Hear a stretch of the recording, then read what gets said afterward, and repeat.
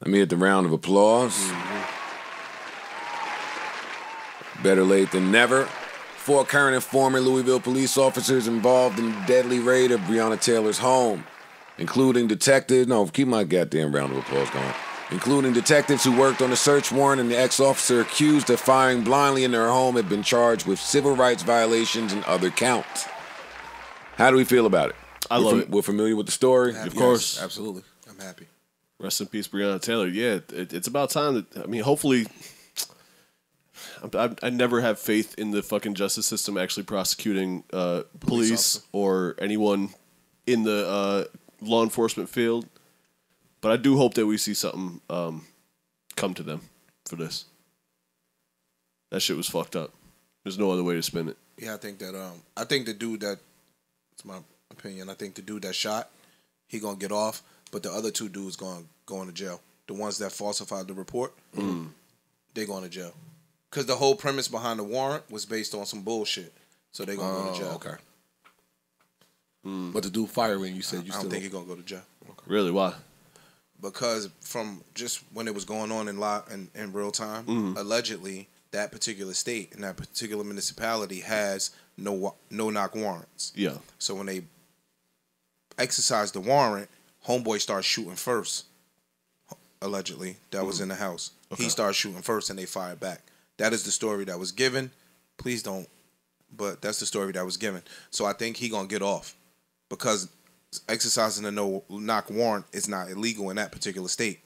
But the niggas that falsified the information to obtain the warrant, I think they gonna go to jail or be found guilty. Well, I hope you're wrong. Me too. I'm not. That again, sounds it's not like a about crock of shit. Yeah, it ain't about me, but if I execute a false warrant, then I should be held responsible. No, the people that got the warrant. You get what I'm saying? They had to execute the warrant. If I gave it to you, you just going to do your job. Your job, yeah. I get what he's saying. So? It should still be like a manslaughter or some type of shit. It should still be some type of murder in the second, whatever the fuck.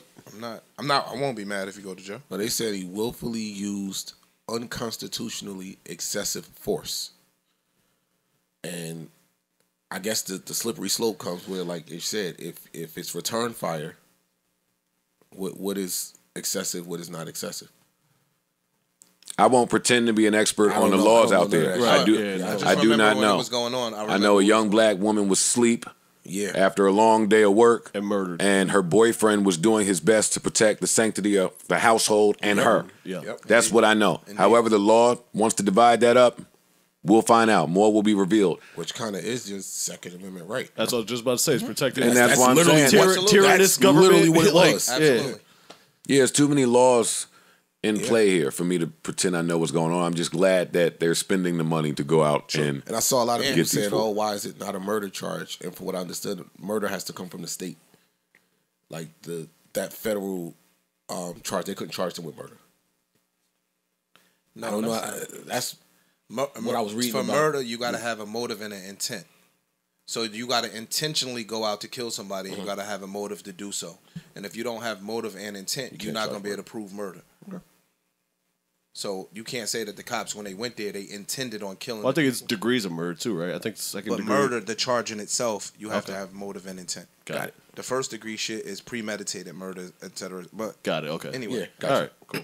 But I'm happy that they didn't give up. Like when shit happens to black people, they just typically sweep that shit under the rug. They kept going and going and going, and so that's a great thing that they, you know what I mean? Like, it had some resolve. I want to shout out to those who kept out in the streets and kept protesting. Sean King, and kept, all of it. Like, yo, Sean King need the Nobel Peace Prize, damn near. Debatable. Yeah. Very debatable. I would have said some other names. But just people didn't let this die.